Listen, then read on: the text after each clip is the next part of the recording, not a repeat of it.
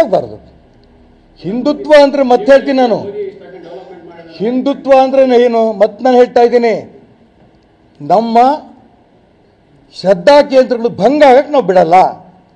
ಇದನ್ನು ತಗೊಳ್ಳಿ, ಅಭಿವೃದ್ಧಿ ಕಾರ್ಯಗಳು ತಗೊಳ್ಳಿ. ನೀವೇನು ಮಾಡಿದ್ರು ಅದನ್ನು ನಾವು ಹೇಳಿ, ನಾವು ಏನು ಮಾಡಿದ್ರು ಅದನ್ನು ಹೇಳ್ತೇವೆ, ಜನ ತೀರ್ಮಾನ ಮಾಡಲಿ.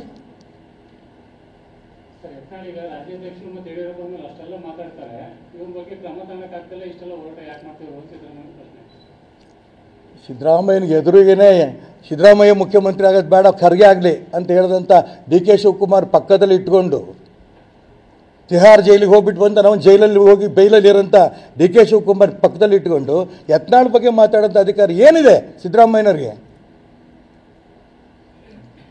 ಇನ್ಯಾವ ಮತ್ತೆ ಜೈಲಿಗೆ ಹೋಗ್ತಾರೋ ಗೊತ್ತಿಲ್ಲ. ನಿನ್ನೆ ಹೇಳಿದ್ದಾರೆ, ಅದ್ಯಾವುದೋ ಒಂದು ಟಿ ವಿ ಚಾನಲ್ಲು ನೀರಿಸ್ಕೊ ಅದ್ರ ಬಗ್ಗೆ ಇವ್ರದ್ದು ಇನ್ವೆಸ್ಟ್ಮೆಂಟ್ ಇದೆ. ರಾಮಚಂದ್ರನ್ ಹಸು ಸಾಕಣೆ ಮಾಡಿ ಕೇವಲ 10 ಹಸುಗಳಿಂದ 18 ಲಕ್ಷ ಗಳಿಸ್ತಿದ್ದಾರೆ. ನೀವು ಕೂಡ ಅವರಿಂದ ಕಲಿಬೇಕಾ? ಅವ್ರ ಜೊತೆ ವಿಡಿಯೋ ಕಾಲ್ ನಲ್ಲಿ ಮಾತಾಡಬೇಕಾ?